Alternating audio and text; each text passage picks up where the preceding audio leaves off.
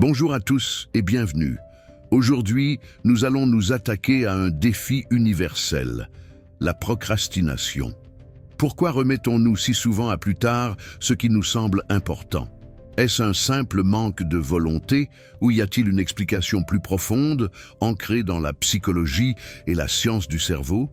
Préparez-vous à démystifier ce comportement frustrant, à en comprendre les mécanismes et surtout à découvrir des stratégies concrètes basées sur la recherche pour la vaincre.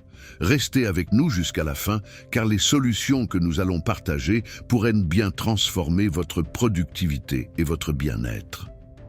La procrastination n'est pas de la paresse, c'est un phénomène complexe. On la définit comme le fait de reporter volontairement l'exécution d'une tâche malgré la conscience des conséquences négatives potentielles de ce report. Ce n'est pas juste prendre une pause, c'est un acte délibéré de retard, souvent accompagné de sentiments de culpabilité ou d'anxiété. Mais pourquoi notre cerveau nous pousse-t-il à agir ainsi?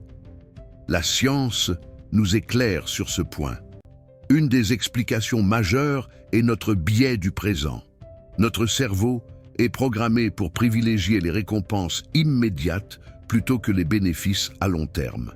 Imaginez rédiger un rapport important dont la date limite est dans une semaine ne procure pas de satisfaction instantanée. Regarder une vidéo amusante, en revanche, offre un plaisir immédiat. Face à ce choix, notre cerveau, guidé par son système limbique, responsable des émotions et du plaisir, peut l'emporter sur le cortex préfrontal, siège de la planification et de la prise de décision rationnelle. C'est pourquoi nous choisissons souvent le plaisir à court terme, même si nous savons que cela pourrait nous créer des problèmes plus tard. Un autre facteur clé est la peur. Qu'il s'agisse de la peur de l'échec, de la peur de ne pas être assez bon, de la peur du jugement des autres, ou même, paradoxalement, de la peur du succès, ces appréhensions peuvent être de puissants moteurs de la procrastination. Si une tâche nous semble trop intimidante, ou si nous craignons de ne pas pouvoir l'accomplir parfaitement, notre cerveau peut choisir de l'éviter. C'est une stratégie d'évitement pour se protéger d'une menace perçue, mais qui ne fait qu'augmenter l'anxiété à long terme. Cette anxiété d'exécution est particulièrement présente chez les perfectionnistes, qui préfèrent l'inaction à la possibilité d'un travail imparfait. L'autorégulation émotionnelle joue aussi un rôle crucial. La procrastination est souvent une tentative maladroite de gérer des émotions négatives associées à une tâche. L'ennui, la frustration, l'anxiété ou le ressentiment. Plutôt que d'affronter ces émotions désagréables, nous nous réfugions dans des activités plus agréables ou moins exigeantes, nous offrant un soulagement temporaire. C'est un cercle vicieux.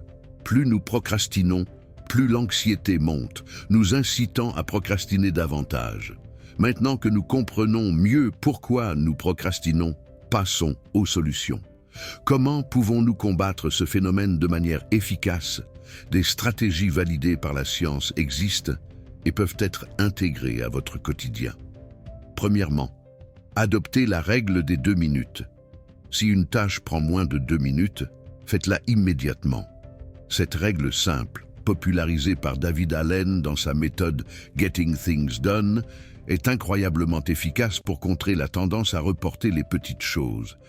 Ranger une tasse, répondre à un email court, jeter un déchet, ces petites actions s'accumulent et peuvent devenir de véritables fardeaux si elles sont constamment remises à plus tard. En les traitant sur le champ, vous réduisez votre charge mentale et créez un élan positif. Deuxièmement, utilisez la méthode Pomodoro. Développée par Francesco Cirillo, cette technique consiste à travailler par intervalles de 25 minutes, appelée Pomodori, suivie de courtes pauses de 5 minutes.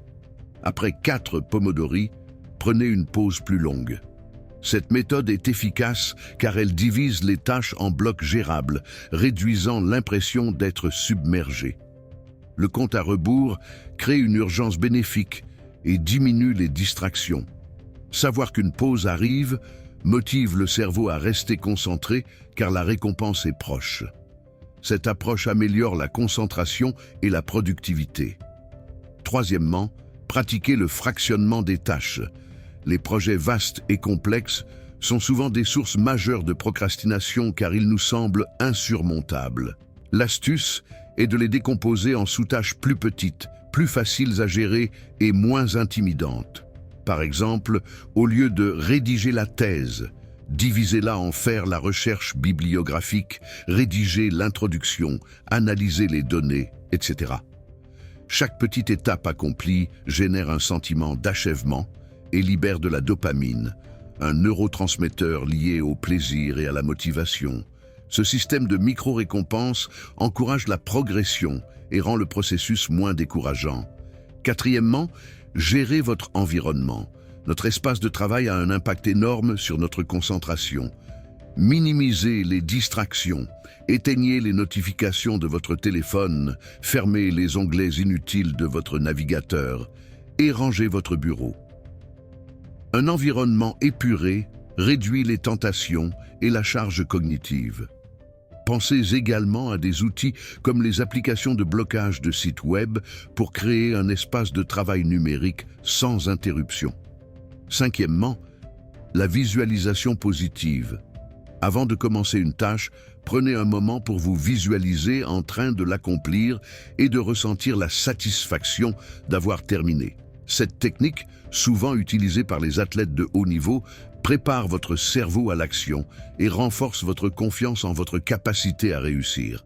La visualisation peut activer les mêmes réseaux neuronaux que l'action réelle, facilitant le passage à l'acte. Sixièmement, soyez bienveillant envers vous-même. Il est facile de se blâmer et de s'autocritiquer quand on procrastine. Cependant, la recherche montre que la compassion envers soi-même est bien plus efficace que l'autocritique pour surmonter la procrastination. Plutôt que de vous juger sévèrement, reconnaissez que la procrastination est un comportement humain courant. Acceptez vos émotions négatives sans jugement, puis réorientez votre énergie vers des actions constructives. Se pardonner après une période de procrastination peut réduire la honte et l'anxiété, rendant plus facile la reprise du travail. La procrastination n'est pas une fatalité, c'est un comportement que l'on peut comprendre et, avec les bonnes stratégies, modifier. En explorant ses racines psychologiques, notre préférence pour le plaisir immédiat, la peur et la façon dont nous gérons nos émotions, nous pouvons développer une approche plus intelligente et plus humaine envers nous-mêmes.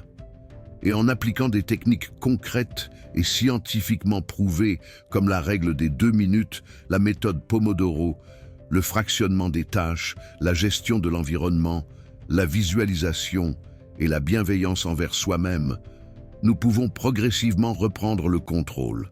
N'oubliez pas, le chemin vers une meilleure productivité est un processus continu. Il y aura des jours où la procrastination refera surface.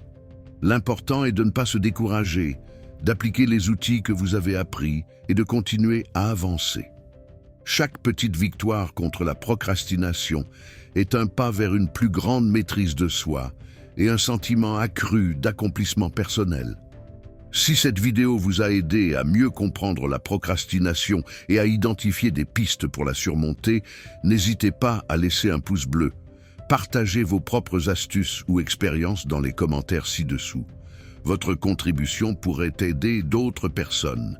Et si vous souhaitez explorer davantage de sujets liés à la psychologie, à la motivation et à la science, assurez-vous de vous abonner à notre chaîne et d'activer la cloche de notification pour ne manquer aucune de nos futures vidéos.